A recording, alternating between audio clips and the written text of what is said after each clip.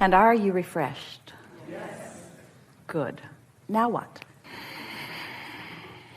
13 years ago, I was diagnosed with a chronic disease. And last year, my mom was diagnosed with the same thing. My question is, why do unexpected bad things happen when I didn't ask for it?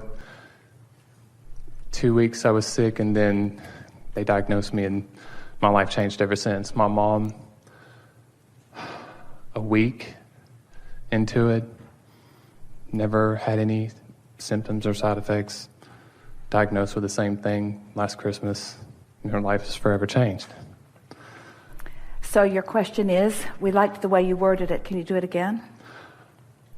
Why do bad, unexpected things happen to people in general? We like the way that you worded that because it is the unexpected word that is the key. When we talk about creation, deliberate creation, there is creation, deliberate creation, there's creation by default. And the majority of people, you're not alone in this, the majority of people are doing the majority of their creating by default. So we would like to put it into a different context. We would like to say, from a physical point of view, why would I offer vibrations that prevent me from experiencing the constant good, which is what I really seek? Or we would ask another question, how can I be more alert at earlier stages of resistance so that I can head it off when it's in an emotional state rather than waiting until it becomes a manifestational experience? Or is everything unwanted? Am I alerted to it in early stages? Or how can I be more sensitive to those early alerts? Or does it really matter where I'm at any point in time? Can I get from where I am to where I want to be at all times? In other words, you're getting because clearly there are two ways that we like you to look at it. Sometimes on your way to something that you really do want, you take a journey through something that you think you do not want. But we don't want to be heavy about that, because in teaching deliberate creation, we really want you to understand that you really can live a joyful life all the time. You're not going to like hearing this either, but we wouldn't spend any time trying to figure out why it isn't different than it is. Instead, we would take the power of the experience and we would use the poignancy of it to help us to determine what we now want as a result of. Sometimes some of the most significant clarity comes from exposure to more contrast than you think you want. And it's only after the fact that you say, oh, that was way worth it. And then we want to say, we don't think long, hard exposure to contrast is way worth it, and we don't think it's necessary, but how are you going to know that unless you've had some experience of it? And so we just can't get around the fact that you are the creator of your own experience, and that there are some things that you're creating without realizing that you're creating them, because after all, most people don't even recognize that they are vibrational beings and that they are attracting by virtue of their vibration. And what confuses more people about that than all of the other things put together is that they think that their words should mean more. And so people become accustomed to saying things that maybe that they're not feeling. It's like even a parent who is shouting at a child, "Don't you know I love you?" in that moment is not displaying any vibration that's anywhere in the vicinity of love. So a child could become very confused about what the word love means in relationship to this feeling that they're getting while that word's being offered. And there's just a whole lot of that goes on. And so that's why we say to you that the universe is always carving out a path of least resistance for you. And the better you get at being sensitive to that, then the better it goes. And we would be eternally, no matter how it looks, looking for the positive aspect of whatever it is that we are living. Because it is only in the acceptance that there is positive out of it that you're ever going to find any helpful. Well, there's been a lot of positive that has come out from that. I don't think that I would have done some of the things in my life that I've done now, as far as like stepping out of my comfort zone and leaving home from Alabama and coming all the way out here, and changing careers, doing things that are just completely 180. And it's made me, because you only have one life to live, I guess. Yeah. Maybe. I don't know. What do you think about that? Nothing like something like that to get you focused. So, Esther always says she shines in a crisis. And we say the reason she shines in a crisis is because it causes her to focus.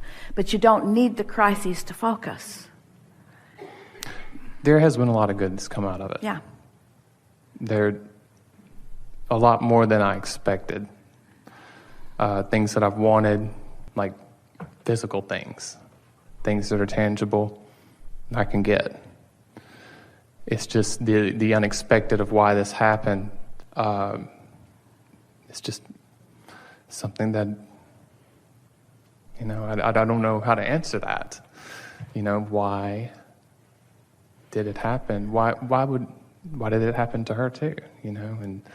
Well, it's easier to understand with someone who's been observing it with someone else, because it was more active in her vibration, more logically active in her vibration.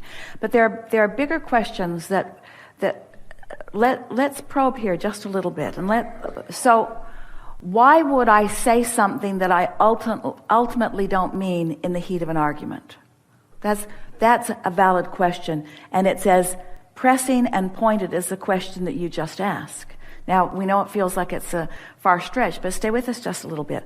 Why would I say something that I really, if I stop to think about it, don't mean in the heat of an argument? Well, it's because there was a momentum going that influenced the outcome in the moment, and I was either not aware of the vibration that I was offering, or I was willing to go along with it. And so the answer to the broader question, why does anybody get anything that they don't want unexpectedly, it's because they're not aware that they're thinking about things that they don't want. But then the question often comes back, but Abraham, I swear, I was not thinking about this. I was not saying this is something that I want or this is something that I don't want. That particular topic was not active in my vibration at all. And we say, but we're talking about this vibrational language. We're talking about how do things translate into your experience? Well, they translate from vibrations that you're chronically offering. And so we've been saying for quite a while that there are two ways of knowing what you're offering vibrationally in any moment. One is by the way you feel when you're offering it, especially once you get the hang of this. And the other is by what manifests, because what you're offering and what flows into your experience always matches. There is never a vibrational variance between anything that anyone lives and what they're offering vibrationally, because the law of attraction just matches things up. So the disconnect has to come in, well, clearly I'm offering vibrations that I don't mean to be offering. And what could cause you to get better at offering vibrations in the way you mean to offer them than to realize that you've been offering vibrations in a way that you don't mean to? You see what we're getting at? How do you get to your subconscious level to... Well, that's an important conversation, and it's going to go different than you think it is, because these are not subconscious thoughts that we're talking about. Because if it's unconscious to you, then it's not a big enough player in your vibration to be part of your point of attraction. And if it's not unconscious, then there's an emotion that you're missing. In other words, if it's big enough that it manifested, it was big enough that you could feel it. And if it's big enough that you could feel it, then you can't call it subconscious or unconscious. So what that means is you had stuff going on that you were ignoring. And what it amounts to for most people is you're willing to be mad, and you're willing to be mad at people for a long time over stuff. And you're willing to feel guilt about things. You're willing to find a way of looking at something that is so contrary to the way the true energy is looking at it within you, that you are introducing unnecessary resistance to your vibrational atmosphere. Are you getting this? Which comes back to what our friend was wanting to talk about earlier, and that is, aren't you glad you came? We are. We're glad you asked the question. Am I tolerating negative emotion under the guise of it's just the way life is, or it's just the way it has to be, or it's what was expected of me, or I didn't have a choice, or and so sometimes things happen and you say, oh boy, did that help me get my priorities straight, help me realize what is important and what is important. What would you now say is important? Yeah. What would you say is important? What would I say? Now. What would I say is important now? Now, having lived what you lived, living what you're living, what has come to the forefront that you would say is important? Well, important for me now at this time, because it's probably going to be something else down the road, but getting settled again in life, finding someone. But even deeper than that, even bigger than that, even more basic than that. What is important? I just want to be happy. I just want to feel good. Happiness matters way more to me now. Life and feeling good in life matters way more to me now than it did before, which means this experience helped you to remember something that you'd forgotten, which makes the point our friend was making, not the point that we're making. Oh, so bad things have to happen to us to wake us up, to make us remember things that you could have been helping us remember all along, Abraham. We should have just been born remembering it. And we say, you were born remembering it. It's just taking you a while to remember how important it is. That's true. That's really the answer. One last thing. Yeah. So consciousness, the thoughts that you think there, are they at a lower vibration, therefore they're not as effective as when you're conscious? Not necessarily lower vibration, but slower in the sense of momentum. Okay. In other words, think about a thought that you think about, and the more you think about it, the more active it becomes. Mm-hmm. So there's more momentum. And so if you're not feeling emotion about it, then we would say, you could call it unconscious or subconscious, and we would also say it's not a big player in your vibration. Don't need to worry about it. If you're not feeling it, it's not affecting you. But here's the big question that you help us ask, and we so love asking this question of you. Why aren't you aware of your negative emotion? And the answer is every single time, because I got used to it. And that's really the conversation that this is all about. I got used to it. Why did I get used to it? Because I was born into an environment where it was conducive to feeling rotten, because I was born into an environment where they already felt rotten. Why would I do that? Yeah, Abraham, why would I do that? Because you knew you had guidance, and you knew you'd figure it out, and you knew that even living what you didn't want would help you put plenty of stuff in your vortex, and you knew you had a long eternal life experience, and you knew your guidance wouldn't let you down, and you knew that the dominant vibration was one of well-being, and you said, I want to play in a game that when I win, I really know that I won.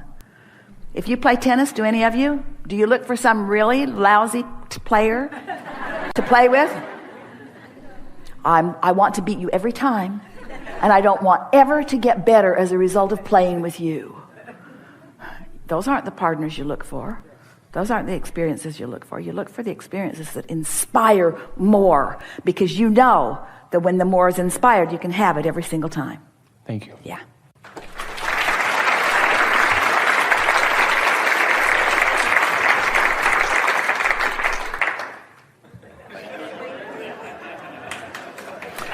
We've all been expecting him, haven't we?